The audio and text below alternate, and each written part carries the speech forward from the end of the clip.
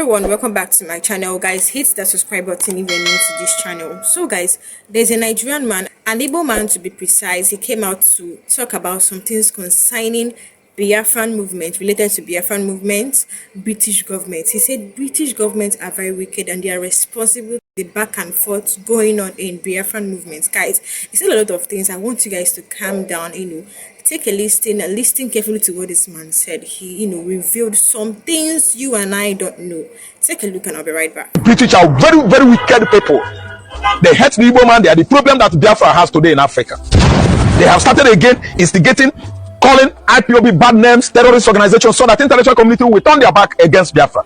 The IPOB meaning indigenous people of southeastern Nigeria, and they are all Christians. Look at how the Fulani Janjaweeds have subjected this region to incessant attack, bloody one. Ndi Igbo, and we Greek generation war. Chefo Ndi Britain the Igbos in 1967, 68, 69, 70. Britain was the one that fought the war for Nigeria. Though Nigerian military clique was led by Colonel Gowon, but the people that supply Nigerian military clique with arms, which made it a genocidal war, was the British. Then how did the war start? Listen, my good Igbo brothers, sisters, aunties, fathers, listen. The war started because there was a coup in 1966. A coup against Sadwanas. The coup was against Akintola, against Nnamdi Kanu, Bakatafa Bolawa. The coup was all Nigerian ethnicity coup. Listen good. But Britain, instead of seeing the coup as a general national coup, because the Igbos are too good, because the Igbos are too learned, because the Igbos are too educated, and they have failed the whole federal agencies, all facets of lives, Igbo man was there in 1960s coup. The British people, instead of announcing the coup, telling the whole world it is a national coup, of which the whole tribes in Nigeria were involved, Britain said, BBC announced it and said it was the Igbos. It was a coup from only Igbo extraction. That is why the Fulani Janjaweeds, the Hausa, the Yorubas, and other ethnicities, Nupe, Kanuris, Baris, even our brother Idoma, they gang up against us. All the ethnicities, ethnic group in the mid-belt then, gang up against Igbos with such grievous, bloody animosities, killing Igbos in their large number from 1966, 1967, 68, 69 until 1970 when the war abruptly stopped. Who sponsored the war? Who orchestrated the war? Who instigated the war? It was the same Britain. Britain is always obsessed by, causing Igbo man heinous pain, hideous pain. Britain is busy bringing Igbo man down for over 60 years now, for nothing's sake. And as if they are not tired or done, they have begun to use telegraph, a newspaper, one of the media house platform in Nigeria, announcing and writing, publicizing all manners of criminal stories, bloody stories about IPOB. That IPOB is behind kidnapping, IPOB is behind ritual killing, IPOB is behind killing the military, the soldiers, and orchestrating terrorist acts in Nigeria. Do you know why I speak for Britain? Because we know who are orchestrating terrorism, acts of terror across Nigerian nation. They are the people from Sahel. The act of terror across Nigeria is caused by the Fulani Janjaweeds. In the northern region there, you see various terrorist platforms. You have Lakaruwa, you have Mahamuda, you have Boko Haram, you have ISWAP. All in the northeastern Nigeria, northwest, not in the southeastern Nigeria. Tell me how IPOB has been constituting terrorism in Nigeria. IPOB is indigenous people of southeastern Nigeria. They are not terrorist group. We are talking and discussing and trying to come together to know how we will challenge British reparation over what they have committed against Igbo man. There must be reparation. Reparation meaning payment, compensation of bloody acts, of slavery, of unnecessary genocide against a particular people, of unnecessary subjection into slavery or servitude of a particular people. The black man this time around is not the black man in general. We are talking about the Igbo people. British was the one that instigated the war of 1967 to 1970, and Igbos were killed in their large number, the black Jews. Britain, the British are very, very shameless, wicked people. I'm sorry that YouTube understand what I'm saying. YouTube is a social media giant based in America, and I know that they know history. If they want to know how Britain instigated the war of 1967, 68, 69, and 70, I don't think YouTube has any time to make case with me. British The British are very, very wicked people. They hate the Igbo man. They are the problem that Biafra has today in Africa. They have started again instigating, calling IPOB bad names, terrorist organizations, so that international community will turn their back against Biafra. The IPOB meaning indigenous people of southeastern Nigeria, and they are all Christians. Look at how the Fulani Janjaweeds have subjected this region to incessant attack, bloody one, attacking churches, attacking villages, attacking communities, and Igbos, Christian Igbos are dying in their large number, which is why the current Pope Leo, an American Pope Leo, is questioning this administration, the man in charge of this present administration, why the Christians are dying in their large number on daily basis. This connotes one of the major reasons. Killings by Fulani Janjaweeds connotes one of the major reasons. Pope Leo, is sending across his question to Asurok, the presidential villa, the presidential office of Federal Republic of Nigeria. Are you listening to me? Britain is the one that instigated the war that Pitt sent over 4 million Igbos to their early graves. Children were chokehold in large numbers.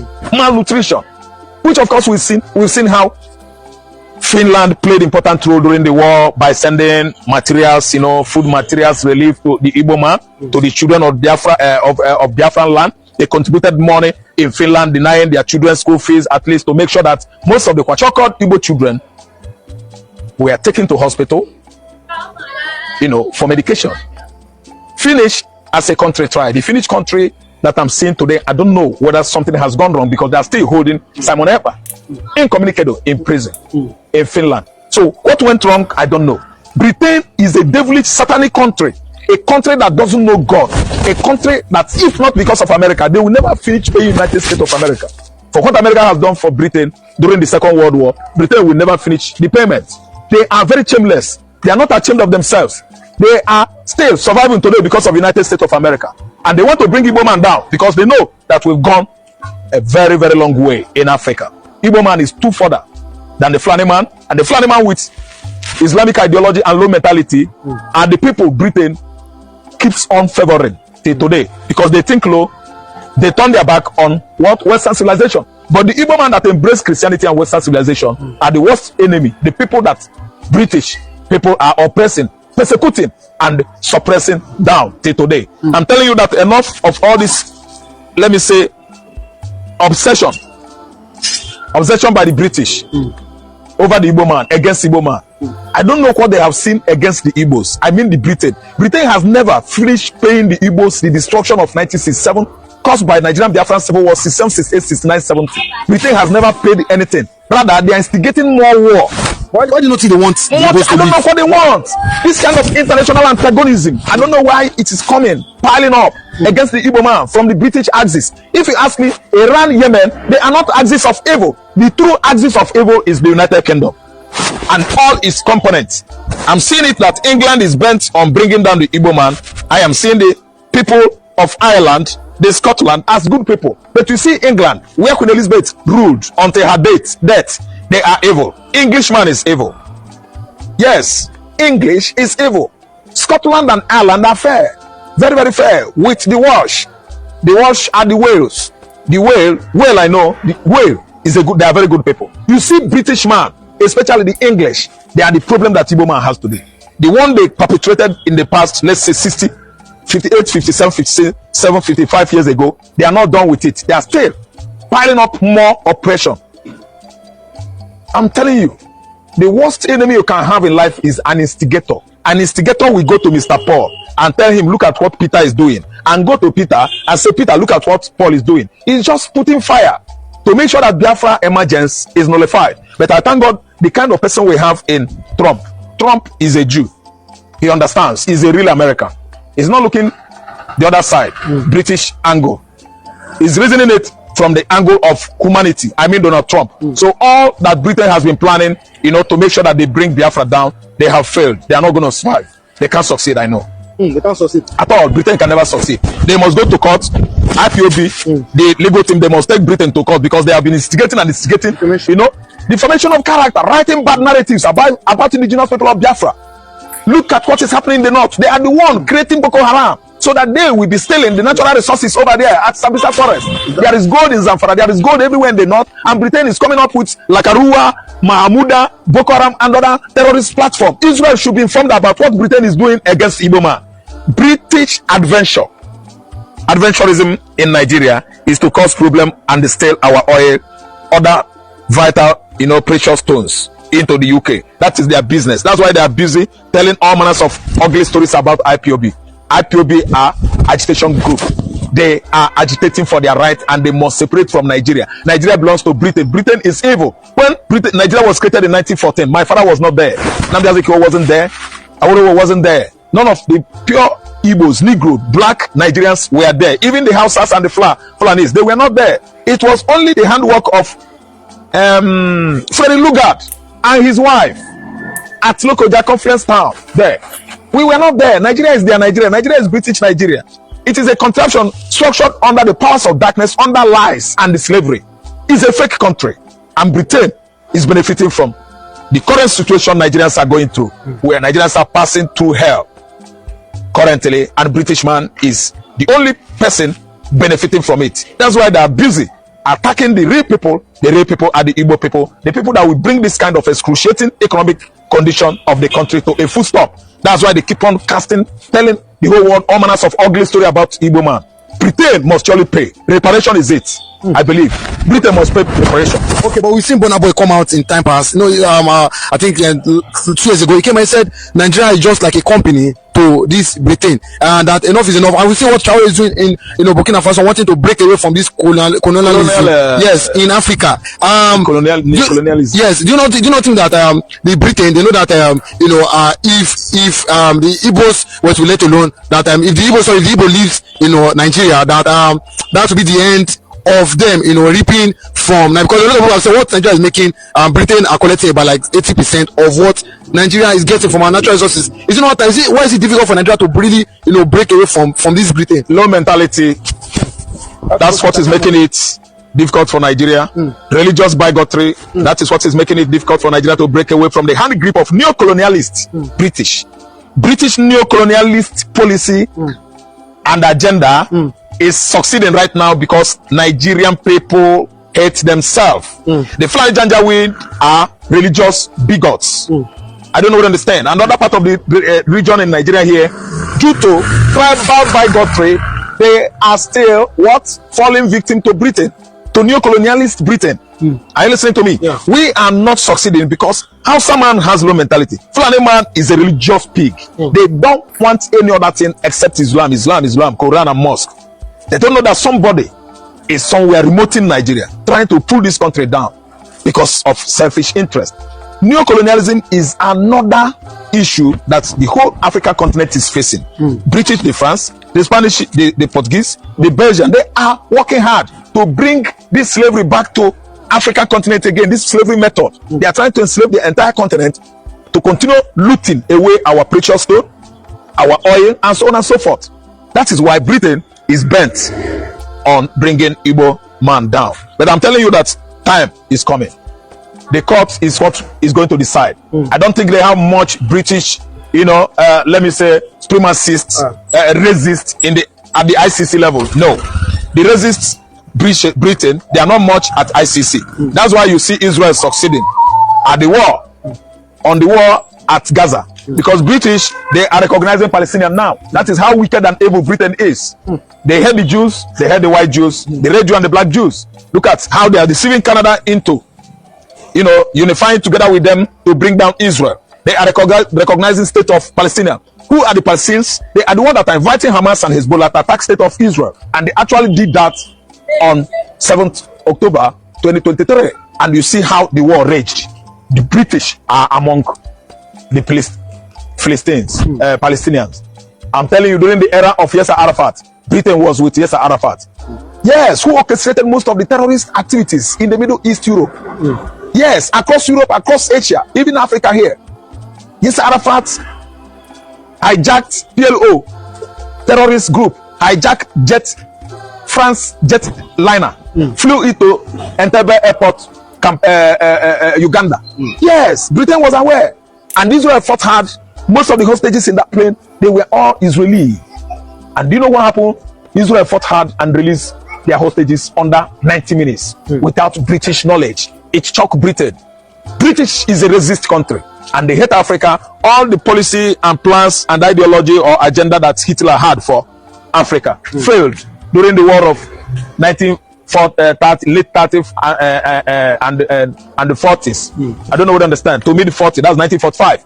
The agenda Hitler had for us, he has failed. Britain is trying to bring it up because Hitler could not succeed. They want to use this place for experiments. They know that the raw material is coming from Africa. British knows that the raw material for all that the Europeans are using to develop their places, the raw materials are coming from Africa. That's why they are bent on bringing back colonial era to the Africa continent. Britain has failed. They are failure. And the Igbo man is the only person, the only tribe on the continent of Africa that will flop British plans. So guys, you heard what this man said. Now the big question I want to ask is, could Britain be the reason why, they are still holding Nnamdi Kanu up till now? Anyways, there's this allegation that, arms and military support to the federal government of Nigeria were from Britain.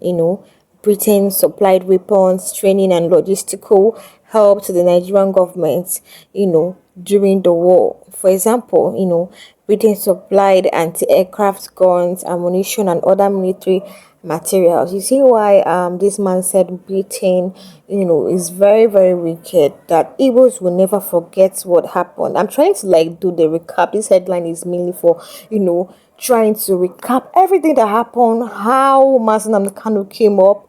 You see, they were buying the Igbos, and because of that, the Igbo said, no, enough of these killings. Kanu came up fighting for his own nation, guys, and they locked him up in cell. And also, they also said British diplomats, high commissioners, communicated support for using force to maintain Nigeria's unity. Guys, along with arms, Britain provided diplomatic and moral support to Nigeria, recognizing the federal government and opposing the secession claims of Biafra.